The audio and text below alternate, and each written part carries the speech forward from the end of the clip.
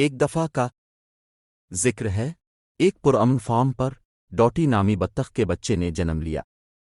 وہ اپنے بہن بھائیوں کے برعکس بہت مختلف تھی اور اس کی چونچ تھوڑی ٹیڑھی تھی۔ بطخ کے دوسرے بچوں نے اسے چھیڑا اور اسے بدصورت چوزا کہا۔ اداس اور تنہا محسوس کرتے ہوئے ڈوٹی تانوں سے بچنے کے لیے جنگل میں بھٹک گئی۔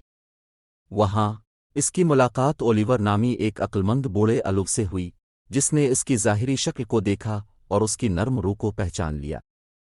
اولیور اس کا سرپرست بن گیا۔ اس نے اسے دنیا کے بارے میں سکھایا اور اسے اپنی انفرادیت کو قبول کرنے کی ترغیب دی۔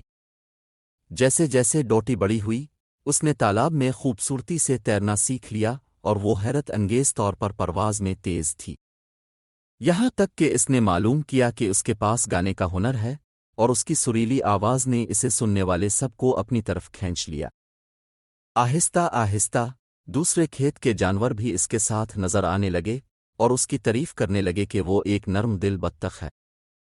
ایک دن جب فارم کے جانور سالانہ ٹیلنٹ شو کی تیاری کر رہے تھے، ڈوٹی نے اس میں موقع لینے اور اپنی گلوکاری کی مہارت کا مظاہرہ کرنے کا فیصلہ کیا۔ اولیور کی حوصلہ افزائی کے ساتھ اس نے اسٹیج پر قدم رکھا اور پورے دل سے گایا۔ اس کی آواز اتنی سریلی تھی کہ ناظرین میں موجود ہر کوئی اس کی صلاحیتوں میں مبتلا ہو کر خاموش ہو گیا۔ اس کی سریلی آواز کی وجہ سے ناظرین تالیوں کی گرج سے گونج الفاٹے، اور دوسرے بطخ کے بچے جو کبھی اسے چھیڑتے تھے اب اس کی تعریف سے خوش ہو گئے۔ ڈوٹی کے اعتماد میں اضافہ ہوا اور اس نے محسوس کیا کہ اس کی اصل خوبصورتی اس کی ظاہری شکل میں نہیں بلکہ اس کے پاس موجود مہربانی اور قابلیت میں ہے۔